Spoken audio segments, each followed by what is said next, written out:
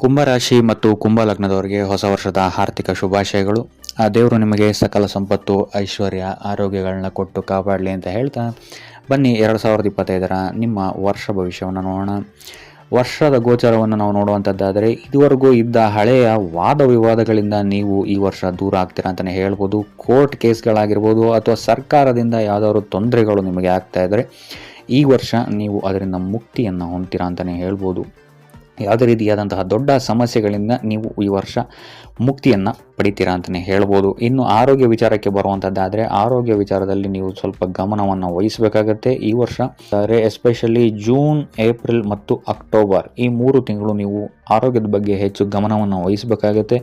ಮೂಳೆಗೆ ಸಂಬಂಧಿಸಿದಂತಹ ತೊಂದರೆಗಳು ನಿಮಗೆ ಕಾಣಿಸ್ಬೋದು, ಜಾಯಿಂಟ್ ಪೇನ್ಸ್ಗಳಾಗಿರ್ಬೋದು ಮತ್ತು ಶುಗರ್ಗೆ ಸಂಬಂಧಿಸಿದಂತಹ ತೊಂದರೆಗಳು ಸಹಿತ ಹೆಚ್ಚಾಗಬಹುದು ಮತ್ತು ಕಣ್ಣಿಗೆ ಸಂಬಂಧಿಸಿದಂತಹ ತೊಂದರೆಗಳು ಸಹಿತ ಹೆಚ್ಚಾಗಬಹುದು.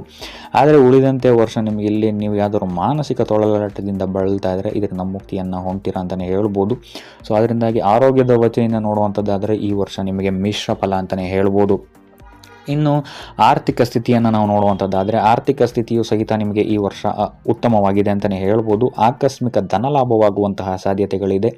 ಮತ್ತು ಈ ವರ್ಷ ನಿಮ್ಮ ಗಮನ ಕಲೆಯ ಕಡೆಗೆ ಹೆಚ್ಚು ಒಲವನ್ನು ತೋರಿಸ್ತೀರಾ ಅಂತಲೇ ಹೇಳ್ಬೋದು. ಸೋಷಿಯಲ್ ಮೀಡಿಯಾದಲ್ಲೂ ಅಷ್ಟೇ ನೀವು ಹೆಚ್ಚು ಗಮನವನ್ನು ಕೊಡ್ತೀರಾ ಅಂತಲೇ ಹೇಳ್ಬೋದು. ಸೊ ಇದರಿಂದಾಗಿ ಇಲ್ಲಿ ನಿಮಗೆ ಆಕಸ್ಮಿಕ ಧನಲಾಭವಾಗುವಂತಹ ಸಾಧ್ಯತೆಯು ಸಹಿತ ಹೆಚ್ಚಾಗಿದೆ ಅಂತಲೇ ಹೇಳ್ಬೋದು.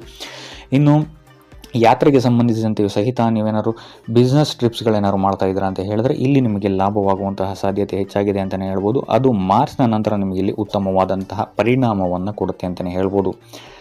ಇನ್ನು ಆರ್ಥಿಕ ಸ್ಥಿತಿಯನ್ನು ನಾವು ನೋಡುವಂಥದ್ದಾದರೆ ಮಾರ್ಚ್ನ ನಂತರ ನಿಮಗೆ ಇಲ್ಲಿ ಅತ್ಯುತ್ತಮವಾಗಿದೆ. ಸಾಲದ ಬಾಧೆಯಿಂದ ಏನಾದ್ರು ನೀವು ಬಳಲ್ತಾ ಇದ್ದರೆ ಈ ವರ್ಷ ಅದು ಸಹ ಕಮ್ಮಿ ಆಗುತ್ತೆ.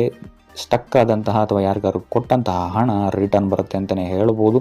ಇನ್ನು ನೀವೇನಾದ್ರು ಭೂಮಿಯನ್ನು ಮಾರಬೇಕು ಅಂತ ಹೇಳಿದರೂ ಸಹಿತ ಈ ವರ್ಷ ನಿಮಗೆ ಇದರಿಂದ ಮಾರ್ಚ್ನ ನಂತರ ನಿಮಗೆ ಇಲ್ಲಿ ಅತ್ಯುತ್ತಮವಾದಂತಹ ಲಾಭವನ್ನು ನೀವು ಪಡಿತೀರಾ ಅಂತಲೇ ಹೇಳ್ಬೋದು. ಆದರೆ ಮಾರ್ಚ್ಗಿಂತ ಮುಂಚೆ ಸ್ವಲ್ಪ ಎಚ್ಚರಿಕೆಯನ್ನು ವಹಿಸಿ. ಜನವರಿ ಮತ್ತು ಫೆಬ್ರವರಿ ತಿಂಗಳಲ್ಲಿ ಸರ್ಕಾರಿ ಕೆಲಸಗಳಲ್ಲಿ ಸ್ವಲ್ಪ ಖರ್ಚಾಗ್ಬೋದು ಅಥವಾ ಕುಟುಂಬಕ್ಕೆ ಸಂಬಂಧಿಸಿದಂತಹ ವಿಚಾರಗಳಲ್ಲಿ ಸ್ವಲ್ಪ ಖರ್ಚಾಗ್ಬೋದು ಅಂತಲೇ ಹೇಳ್ಬೋದು. ಆದರೆ ಮಾರ್ಚ್ನ ನಂತರ ನಿಮಗಿಲ್ಲಿ ಉತ್ತಮವಾಗಿದೆ. ಇನ್ನು ಕುಟುಂಬ ವಿಚಾರಕ್ಕೆ ಬರುವಂಥದ್ದಾದರೆ ಇಲ್ಲಿ ಕುಟುಂಬ ವಿಚಾರದಲ್ಲೂ ನಿಮಗೆ ಈ ವರ್ಷ ಉತ್ತಮವಾಗಿದೆ ಅಂತಲೇ ಹೇಳ್ಬೋದು. ಪ್ರಾಪರ್ಟಿಯನ್ನು ತಗೊಳ್ತೀರಾ ಅಂತಲೇ ಹೇಳ್ಬೋದು ಅಥವಾ ಜಾಗವನ್ನು ಬದಲಾವಣೆ ಮಾಡುವಂತಹ ಸಾಧ್ಯತೆಯು ಸಹಿತ ಈ ವರ್ಷ ಹೆಚ್ಚಾಗಿದೆ ಅಂತಲೇ ಹೇಳ್ಬೋದು. ಅಂದರೆ ನೀವಿರುವ ಪ್ಲೇಸನ್ನು ಚೇಂಜ್ ಮಾಡುವಂತಹ ಸಾಧ್ಯತೆ ಇದೆ. ಇದು ನಿಮಗೆ ಅತ್ಯಂತ ಉತ್ತಮವಾದಂತಹ ಅಥವಾ ಭಾಗ್ಯವನ್ನು ತಂದು ಕೊಡುವಂತಹ ಮೂವ್ ಆಗಿರುತ್ತೆ ಇದು ನಿಮಗೆ ಈ ವರ್ಷ ಅಂತಲೇ ಹೇಳ್ಬೋದು. ಇದಲ್ಲದೆ ಮನೆಯಲ್ಲಿ ಮಂಗಳ ಕಾರ್ಯಗಳು ಸಹಿತ ನಡೆಯುವಂತಹ ಸಾಧ್ಯತೆ ಹೆಚ್ಚಾಗಿದೆ. ಇನ್ನು ಸಂತಾನದ ವಿಚಾರಕ್ಕೆ ಬರುವಂಥದ್ದಾದರೆ ನಿಮ್ಮ ದೊಡ್ಡ ಮಕ್ಕಳಿಂದ ಈ ವರ್ಷ ನಿಮಗೆ ಸ್ವಲ್ಪ ತೊಂದರೆಗಳು ಹೆಚ್ಚಾಗುತ್ತೆ ಅಂತಲೇ ಹೇಳ್ಬೋದು. ಅವ್ರ ಜೊತೆ ವಾದ ವಿವಾದಗಳಾಗ್ಬೋದು. ಯಾವ ವಿಚಾರದಲ್ಲಿ ಅಂತ ಹೇಳಿದ್ರೆ ಅವರು ಓದ್ತಾ ಇರುವಂತಹ ಫೀಲ್ಡ್ ಚೇಂಜ್ ಮಾಡುವಂಥದ್ದಾಗಿರ್ಬೋದು ಅಥವಾ ಮನೆಯಿಂದ ದೂರ ಉಳಿಯುವಂತಹ ನಿರ್ಧಾರಗಳು ನಿಮ್ಮನ್ನು ಇಲ್ಲಿ ಸ್ವಲ್ಪ ವಾದ ವಿವಾದಕ್ಕೆ ತಳ್ಳಬಹುದು ಅಂತಲೇ ಹೇಳ್ಬೋದು. ಸೊ ಇದನ್ನು ಹೊರತುಪಡಿಸಿದರೆ ಇಲ್ಲಿ ನಿಮಗೆ ಉಳಿದಂತೆ ಉತ್ತಮವಾದಂತಹ ಫಲವನ್ನು ನೀವು ನೋಡ್ತೀರಾ ಅಂತಲೇ ಹೇಳ್ಬೋದು. ಇನ್ನು ದಾಂಪತ್ಯ ಜೀವನವನ್ನು ನಾವು ನೋಡುವಂಥದ್ದಾದರೆ ದಾಂಪತ್ಯ ಜೀವನದಲ್ಲಿ ಇಲ್ಲಿ ನಿಮಗೆ ಸೂರ್ಯನಿಂದ ಅತ್ಯಂತ ಹೆಚ್ಚು ಲಾಭವನ್ನು ನೀವು ಪಡಿತೀರಾ ಅಂತಲೇ ಹೇಳ್ಬೋದು. ನಿಮ್ಮಿಬ್ಬರ ಬಾಂಧವ್ಯ ಈ ವರ್ಷ ಅತ್ಯುತ್ತಮವಾಗಿರುತ್ತೆ ಅಂತಲೇ ಹೇಳ್ಬೋದು. ಕೆಲವು ಕಷ್ಟಗಳು ಬಂದರೂ ಸಹಿತ ನಿಮ್ಮ ಸಂಗಾತಿಯ ಸಹಕಾರ ನಿಮಗೆ ಪೂರ್ಣವಾಗಿ ಈ ವರ್ಷ ಸಿಗುತ್ತೆ. ಸೊ ಇದರಿಂದಾಗಿ ಇಲ್ಲಿ ನಿಮ್ಮಿಬ್ಬರ ಮಧ್ಯೆ ಪ್ರೀತಿ ಹೆಚ್ಚಾಗುತ್ತೆ ಅಂತಲೇ ಹೇಳ್ಬೋದು. ಇನ್ನು ಇದಲ್ಲದೆ ನಿಮ್ಮ ಸಂಗಾತಿಯೊಂದಿಗೆ ವಿದೇಶಿ ಯಾತ್ರೆ ಮಾಡುವಂತಹ ಯೋಗವು ಸಹಿತ ಈ ವರ್ಷ ಇದೆ ಅಂತಲೇ ಹೇಳ್ಬೋದು. ಇನ್ನು ಈ ವರ್ಷ ನಿಮ್ಮ ಸಂಗಾತಿಯ ಕರಿಯರ್ನಲ್ಲಿ ಉತ್ತಮವಾದಂತಹ ಮಾನ ಸಮ್ಮಾನಗಳು ಅವರಿಗೆ ಸಿಗುತ್ತೆ. ಸ್ಯಾಲರಿ ಹೈಕ್ಸ್ಗಳಾಗಿರ್ಬೋದು ಅಥವಾ ಸರ್ಕಾರಕ್ಕೆ ಸಂಬಂಧಿಸಿದಂತಹ ಕೆಲವೊಂದು ವಿಚಾರಗಳಲ್ಲಿ ಅವರಿಗೆ ಪಾಸಿಟಿವ್ ರಿಸಲ್ಟ್ ಸಿಗುತ್ತೆ ಅಂತಲೇ ಹೇಳ್ಬೋದು. ಅಥವಾ ಸರ್ಕಾರಿ ಕೆಲಸಕ್ಕೆ ಏನಾದ್ರು ಅಪ್ಲೈ ಮಾಡಿದ್ದಾರೆ ಅಂತ ಹೇಳಿದ್ರು ಸಹಿತ ಈ ವರ್ಷ ಪಾಸಿಟಿವ್ ರಿಸಲ್ಟ್ ಸಿಗುತ್ತೆ ಅಂತಲೇ ಹೇಳ್ಬೋದು. ಇನ್ನು ಏನಾದ್ರು ನಿಮ್ಮ ಸಂಗಾತಿ ಹೌಸ್ ವೈಫ್ ಆಗಿದ್ದರೆ ಅವರ ಇಂಟ್ರೆಸ್ಟ್ ರಾಜಕೀಯದಲ್ಲಿ ಅಥವಾ ಸಾಮಾಜಿಕ ವಿಚಾರಗಳಲ್ಲಿ ಹೆಚ್ಚು ಗಮನವನ್ನು ಈ ವರ್ಷ ವಹಿಸ್ತಾರೆ ಅಂತಲೇ ಹೇಳ್ಬೋದು.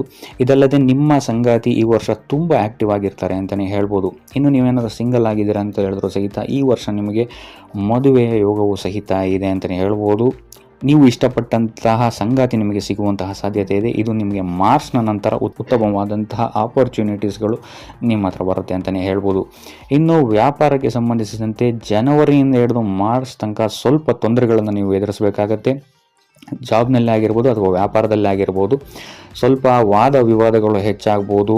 ಇರುವಂತಹ ಸ್ಥಳದಲ್ಲಿ ಜನವರಿಯಿಂದ ಮಾರ್ಚ್ವರೆಗೂ ನೀವು ಹೆಚ್ಚು ತಾಳ್ಮೆಯನ್ನು ವಹಿಸಬೇಕಾಗುತ್ತೆ. ವ್ಯರ್ಥ ವಾದ ವಿವಾದಗಳು ಹೆಚ್ಚಾಗ್ಬೋದು ನಿಮ್ಮ ಕೆಲಸದಲ್ಲಾಗಿರ್ಬೋದು ಅಥವಾ ನಿಮ್ಮ ವ್ಯಾಪಾರದಲ್ಲೇ ಆಗಿರ್ಬೋದು. ಇಲ್ಲಿ ಖರ್ಚು ಸಹಿತ ಸ್ವಲ್ಪ ಜಾಸ್ತಿ ಆಗುವಂತಹ ಸಾಧ್ಯತೆ ಇದೆ ಅಂತಲೇ ಹೇಳ್ಬೋದು. ನೀವು ಮಾಡುವಂತಹ ಶ್ರಮಕ್ಕೆ ತಕ್ಕ ಪ್ರತಿಫಲ ನಿಮಗೆ ಮಾರ್ಚ್ ತನಕ ಸಿಗಲ್ಲ ಅಂತಲೇ ಹೇಳ್ಬೋದು. ತದನಂತರ ಏಪ್ರಿಲಿಂದ ಹಿಡಿದು ಡಿಸೆಂಬರ್ವರೆಗೂ ಸಡನ್ ಚೇಂಜಸ್ಗಳನ್ನ ನೀವು ನಿಮ್ಮ ಉದ್ಯೋಗ ಮತ್ತು ವ್ಯಾಪಾರ ವಿಭಾಗದಲ್ಲಿ ನೋಡ್ತೀರಾ ಅಂತಲೇ ಹೇಳ್ಬೋದು. ಇಲ್ಲಿಂದ ನಿಮಗೆ ಸಡನ್ನಾಗಿ ದೊಡ್ಡ ದೊಡ್ಡ ಪದವಿಗಳು ಸಿಗ್ಬೋದು, ಅಥವಾ ದೊಡ್ಡ ಟೀಮ್ ನಿಮ್ಮ ಅಂಡರ್ಗೆ ಬಂದ್ಬೋದು, ಅಥವಾ ದೊಡ್ಡ ವ್ಯಾಪಾರವನ್ನು ನೀವು ಶುರು ಮಾಡ್ಬೋದು. ಇಲ್ಲಿಂದ ನಿಮಗೆ ಲಕ್ನ ಫ್ಯಾಕ್ಟರ್ ಸಪೋರ್ಟ್ ಮಾಡುತ್ತೆ ಅಂತಲೇ ಹೇಳ್ಬೋದು. ಇಷ್ಟಪಟ್ಟ ಕೆಲಸಗಳು ನಿಮಗೆ ಸಿಗುತ್ತೆ ಅಂತಲೇ ಹೇಳ್ಬೋದು. ನಿಮ್ಮ ಪವರ್ ಇಲ್ಲಿ ಹೆಚ್ಚಾಗುತ್ತೆ ಮತ್ತು ಪ್ರತಿಷ್ಠೆ ಹೆಚ್ಚಾಗುತ್ತೆ ಅಂತಲೇ ಹೇಳ್ಬೋದು. ಸೊ ಆದಷ್ಟು ಮಾರ್ಚ್ ತನಕ ಸ್ವಲ್ಪ ತಾಳ್ಮೆಯಿಂದ ಇರುವಂಥದ್ದು ಉತ್ತಮವಾಗಿರುತ್ತೆ. ತದನಂತರ ನಿಮಗೆ ಇಲ್ಲಿ ಉತ್ತಮವಾದಂತಹ ಲಾಭವನ್ನು ತಂದುಕೊಡುತ್ತೆ ಅಂತಲೇ ಹೇಳ್ಬೋದು. ಇನ್ನು ಸೂರ್ಯನ ಗೋಚರ ನಿಮಗಿಲ್ಲಿ ಯಾವುದೇ ರೀತಿಯಾದಂತಹ ಸರ್ಕಾರಿ ಯೋಜನೆಗಳಿಂದ ಲಾಭವನ್ನು ತಂದುಕೊಡಬಹುದು. ಅದಲ್ಲದೆ ನಿಮ್ಮ ತಾಯಿ, ತಂದೆ ಅಥವಾ ಅಣ್ಣನ ಕಡೆಯಿಂದ ಯಾವುದಾದ್ರೂ ನಿಮಗೆ ಲಾಭವನ್ನು ಸಹಿತ ಈ ಗೋಚಾರ ತಂದುಕೊಡಬಹುದು ಅಂತಲೇ ಹೇಳ್ಬೋದು. ಸೊ ಒಟ್ಟಾರೆಯಾಗಿ ನೋಡುವಂಥದ್ದಾದರೆ ಕುಂಭರಾಶಿಯವರಿಗೆ ಈ ವರ್ಷ ಮಿಶ್ರ ಫಲ ಅಂತಲೇ ಹೇಳ್ಬೋದು. ಸೊ ಇದಾಗಿತ್ತು ಕುಂಭರಾಶಿಯವರ 2025 ವರ್ಷ ಭವಿಷ್ಯ.